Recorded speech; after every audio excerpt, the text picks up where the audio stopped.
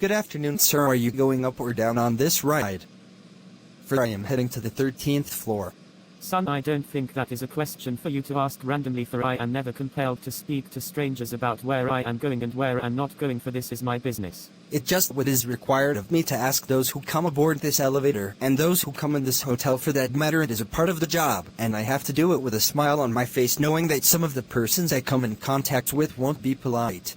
Very well, young man, that is not of any concern to me. I'm just going about my business, and that's all that matters at this moment, so I really don't appreciate you asking that question, that's all I'm saying. I don't want to seem a bit out of place, but you spark something in me as someone who has a problem with pride, or you are just being antisocial. But sad to say, you cannot continue in the manner you do, because you may never know what can happen and you will be in needing the help of others.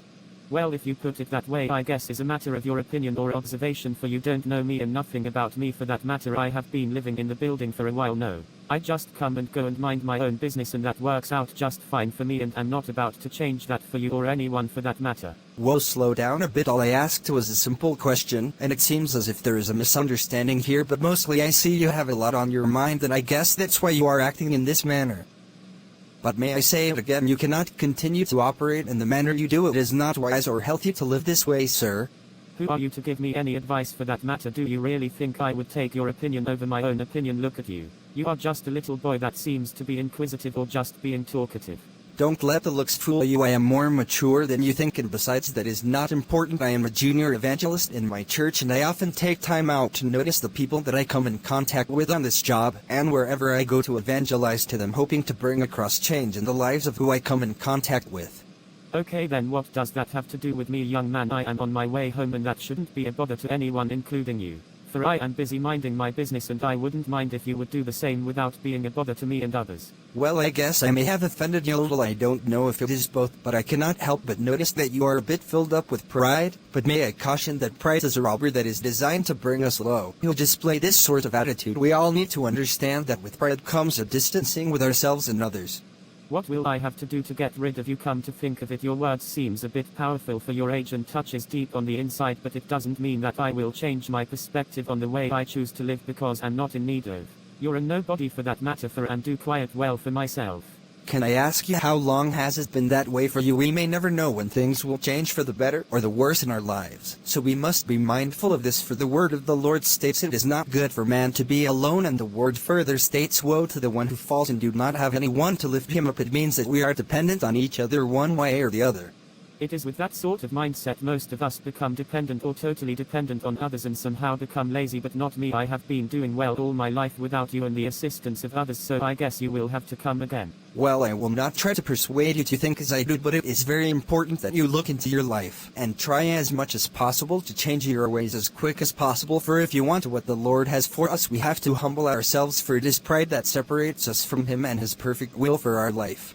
Okay, enough already. You are now sounding like a bell in my head, and I am not amused at what you are saying. I have heard it before, and it doesn't apply to me in any way, shape or form. Come to think of it, being different doesn't mean you are boastful. It only makes you seems different, young man. Since you put it that way, it's clear to me you don't really realize that you have a problem, and that is what makes this so awkward. If by any chance you have acknowledged your problem, it would be easier to be dealt with, but when one is in denial, it is much harder to correct the issue at hand, and sometimes it brings forth resentment, and that is the ground that the devil thrives upon. By the way, you still have not mentioned the floor you are going. Young man, you are so good at what you do, it seems that you have been practicing, but to tell you the truth, my mind seems to be relating to most of what you are saying about pride, but I can assure you your words are positive and true. Pride is a killer, and the more we embrace it, it becomes a hindrance in our lives, and thanks to you I have to think about more in order to understand it and get rid of it. I like the fact that the ice is melting, and that you seem to be getting a clearer understanding to what I am actually saying. That pride disqualifies us, my friend, and it is stated in the Bible that a haughty laugh comes before a fall, and it is to our credit to stay humble in the sight of the Lord and the eyes of men in order to succeed in our lives in the things that surrounds us. Very well, young man, you have made your point, and I have come to the conclusion that you are never going to give me a break unless I agree with you in your conversation. I must admit that your words are pricking at my heart. Well, I know that is what is called a conviction, and that only comes about when the word of the Lord is being taken into consideration and been accepted inwardly in our hearts, and then comes a confession. I am so happy to hear this, sir. But where are you getting off, sir? It is nice to see that you are in the place of concern for my life and my choices, but may I ask, why does my attitude and life bother you so much? I know that this is expected of every believer when it comes to his or her brother in Christ, and even worse for the sake of the unbeliever. That's what the Lord wants out of us, wouldn't you think? To give assistance to those who are in need of help and find the path in their life concerning his or her life when it comes to the things of God, because someday we all will have to give account for what we have done that we should not have done, and the simple fact is that bothers me greatly. It is an awful thing to see a life ruined by poor decisions and bad attitudes, wouldn't you say?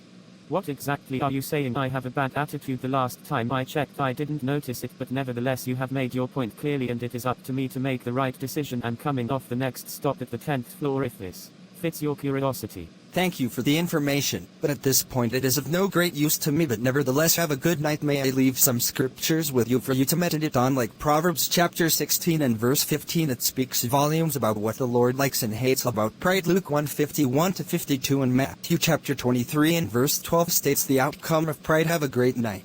Very well, young man, is see no harm in that. It was a pleasure in your acquaintance. I guess I may see you around.